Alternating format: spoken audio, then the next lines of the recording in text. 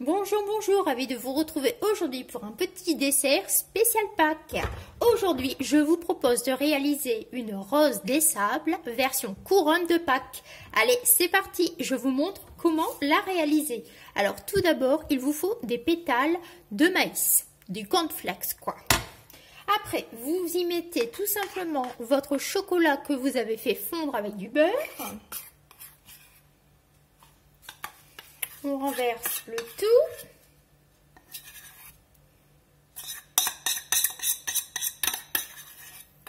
C'est très simple, très bon. Avec 3 ingrédients, vous avez un dessert pour ravir les petits et les grands. Vous mélangez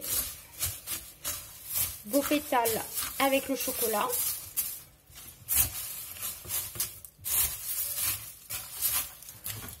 C'est tout simple, c'est tout simplement une rose des sables version XXL quoi.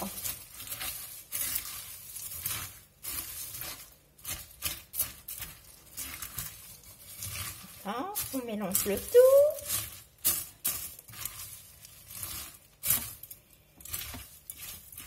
Ça croustille, ça croustille.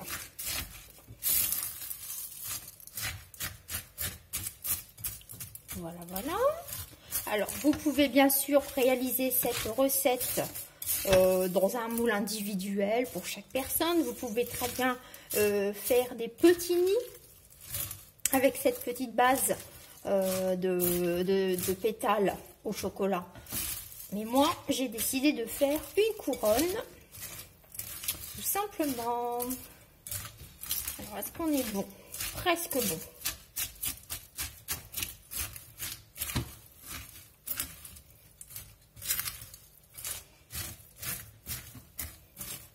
Voilà. C'est vrai qu'il faut une belle quantité de chocolat hein, quand même.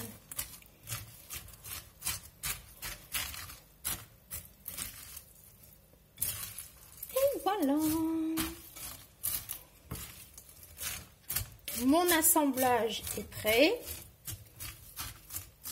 Je vais éviter de gâcher, donc je vais attraper mon chocolat qui reste dans ma casserole. Ça refroidit très vite, donc ça se fige très rapidement.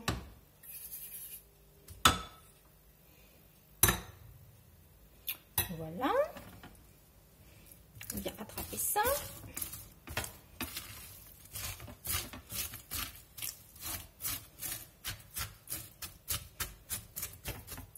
Et voilà. On va faire un peu de place. Un peu. Donc, je vous ai dit, hein, c'est très simple. Il faut simplement tout mélanger. Alors, donc pour moi, ce sera une couronne. Mais vous pouvez très bien utiliser n'importe quel moule, hein, quoi. Ou en faire des individuels, c'est encore plus simple. Alors, quel que soit le moule que vous décidez d'utiliser, n'oubliez pas de le chemiser. Et là, j'ai utilisé du papier, du film alimentaire. Voilà. Donc moi, c'est très simple. Et bien, je vais mettre ça tout pour former ma couronne.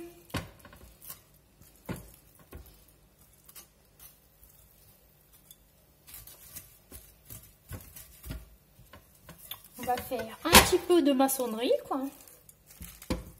En même temps.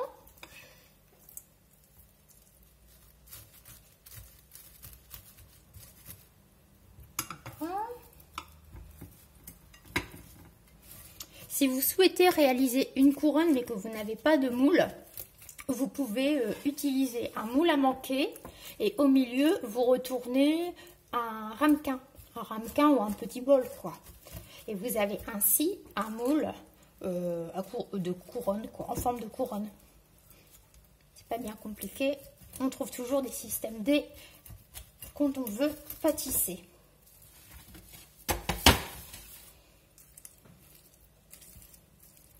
Voilà. Et après, ça part au réfrigérateur, minimum 4 heures. Et moi, je fais toujours mes desserts la veille. Enfin, les desserts qui doivent prendre, je les fais le plus souvent la veille.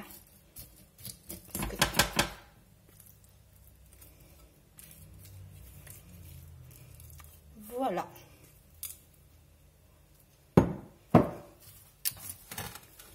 Donc on tasse le tout correctement. Du mieux qu'on peut, bien sûr. Voilà, on tasse, on tasse, on tasse.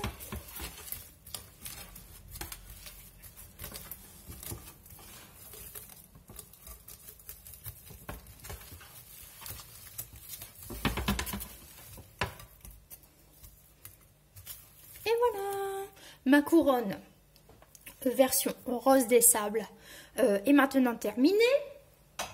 Donc au réfrigérateur, minimum 4 heures. Et après, vous la démoulez, vous la retournez, ou ça dépend comment vous souhaitez la présenter.